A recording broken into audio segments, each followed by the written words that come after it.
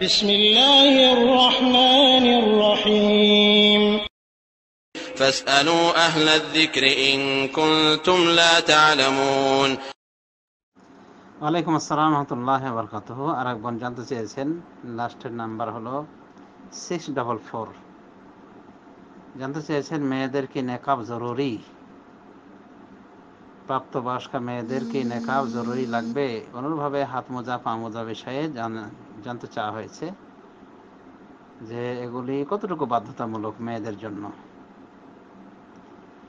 যে নেকাব এটি মুস্তাহাব অবশ্যই সকল উলামায়ে দ্বীনের নিকটে, কিন্তু নেকাবটা জরুরি কি জরুরি নয় এটি নির্ভর করে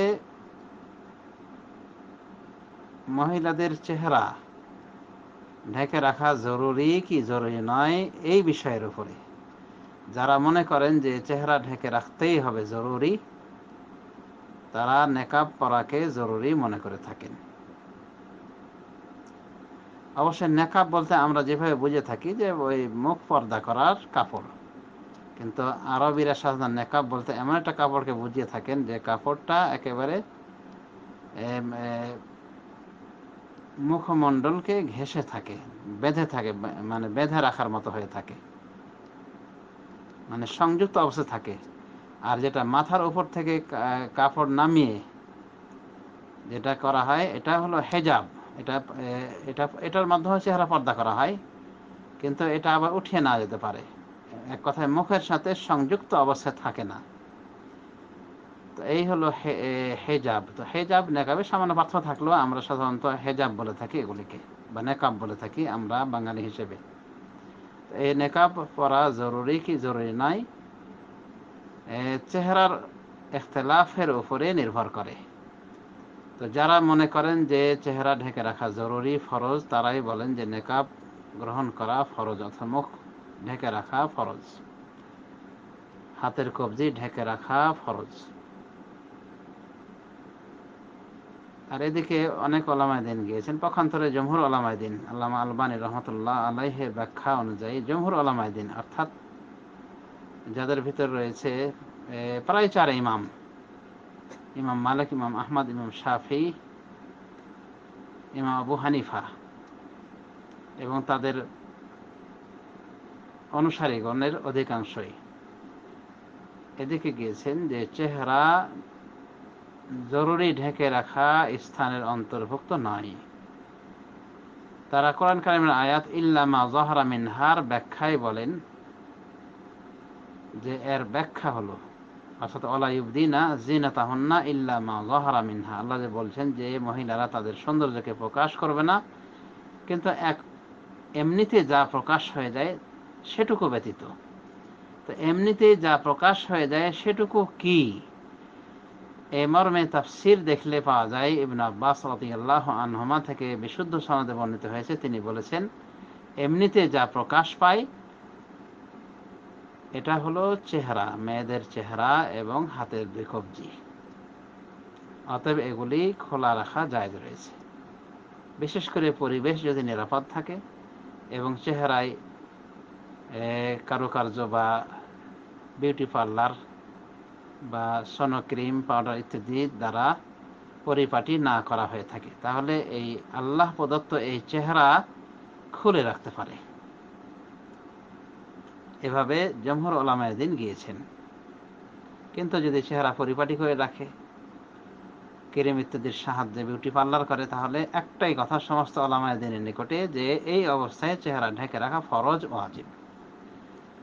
এই বিষয়ে ওলামায়ে দ্বীনের ভিতরে সেই যুগ থেকে মতানৈক্য চলে আসছে, বর্তমান জামানাতেও রয়েছে। সৌদি আরবের শেখরা, সৌদি আরব ওলামায়ে দ্বীন নেকাবকে ফরজের পর্যায়ে নিয়েছেন, অর্থাৎ মুখ পর্দা করাকে, কারণ তারা চেহারা ঢাকাকে ফরজ মনে করেন। পক্ষান্তরে আল্লামা নাসির উদ্দিন আল আলবানী রহমতুল্লাহ আলাইহি এবং তার স্বনামধন্য অধিকাংশ ছাত্রগণ এটাই মনে করেন যে চেহারা এবং হাতের কবজি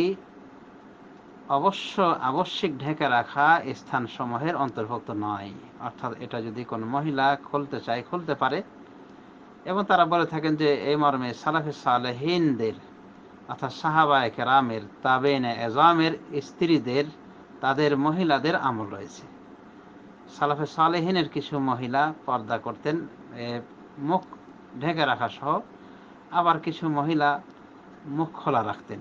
এ মর্মে একাধিক প্রমাণ তারা দিয়েছেন। আল্লামা নাসিরউদ্দিন আল আলবানী রহমতুল্লাহ আলাইহি তিনি যে একটি কিতাব রচনা করেছেন জিলবাবুল মারআতিল মুসলিমা, অর্থাৎ মুসলিম নারীর হেজাব, বড় চাদর, এই একটি কিতাবের ভিতরে উনি বিস্তৃত আলোকপাত করেছেন। সেখানে প্রমাণ করেছেন সালাফে সালেহিনদের নারীগণ যে অনেক সময় নেকাব ছাড়া, মুখের পর্দা ছাড়া চলতেন, এটা প্রমাণ করে দিয়েছেন। তবে তিনি এটাও বলেছেন যে মোস্তাহাব হলো চেহারা ঢেকে রাখা, শুধু এটা ফরজ না মোস্তাহাব এই বিষয়ে ইখতিলাফ। তো জমহুর উলামা এদিকে গিয়েছেন যে না, ফরজ নাই। আল্লামা নাসির আলবানী এই মতটিকে গ্রহণ করেছেন এবং তার এই মতের অনুকূল ইবনে আব্বাসের ফতোয়া রয়েছে। ইবনে আব্বাস এমনিতে যা প্রকাশ পায় ততটুকু প্রকাশ করতে পারে মহিলারা, মর্মের আয়াতের ব্যাখ্যাটিকে গ্রহণ করেছেন ইবনে আব্বাস থেকে। ইবনে আব্বাস বলেছেন যে এই যেটুকু এমনি প্রকাশ পেয়ে যায় সেটুকু হলো চেহারা, মেয়েদের চেহারা, হাতের কবজি।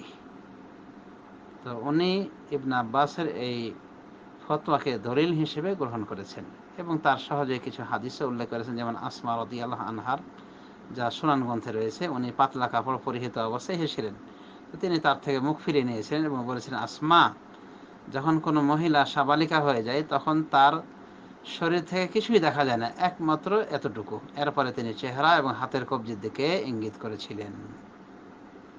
এই হাদিসটি সুনান গ্রন্থের হাদিস। আল্লামা নাসির আলবানী হাদিসটিকে বিশুদ্ধ বলেছেন এবং তার সাথে আরো অনেক মুহাদ্দিসিনে কেরাম হাদিসটিকে সহিহ বলেছেন। পক্ষান্তরে যারা চেহারাকে অবশ্য ঢেকে রাখার স্থান মনে করে থাকেন, তারা এই হাদিসকে জয়ীফ বলার চেষ্টা করে থাকেন।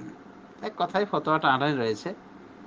পরিশেষে আমরা বলবো যে যদি কোনো মহিলা মুখ খুলে রাখে এবং পরিবেশ নিরাপদ হয় এবং চেহারায় যদি কোনো কারুকার্য না করে থাকে, বিউটি পার্লার যদি করে না থাকে, বরং আল্লাহ প্রদত্ত চেহারাটাই শুধু প্রদর্শন যদি করে নিরাপদ পরিবেশে, তাহলে ইনশাআল্লাহ তাকে কিছুই করার নেই।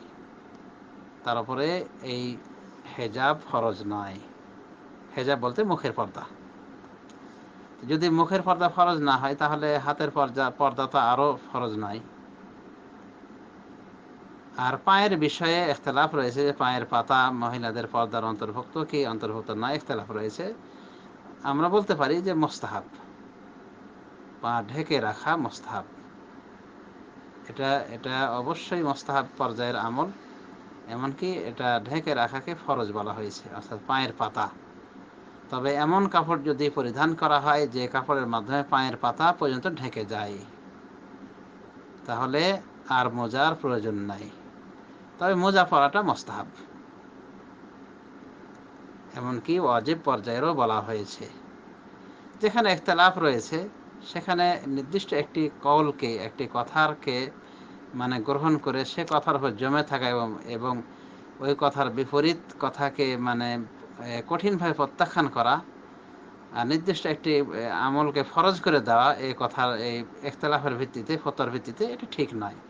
যেখানে কিছুটা ইখতিলাফ রয়েছে এবং গ্রহণযোগ্য ইখতিলাফ, দলিল ভিত্তিক ইখতিলাফ, সেখানে শিথিলতা অবলম্বন করাই উচিত, অর্থাৎ বেশি চরমপন্থী ফতোয়া না দেওয়াই উচিত যেখানে দুরকম ফতোয়া রয়েছে। তো যা হোক, আশা করি বিষয়টিতে যথেষ্ট আলোকপাত হয়েছে। ওবিল্লাহি তৌফিক, ওয়া সাল্লাল্লাহু আলা নবিয়িনা মুহাম্মদ ওয়া আলা আলিহি ওয়া সাহবিহি।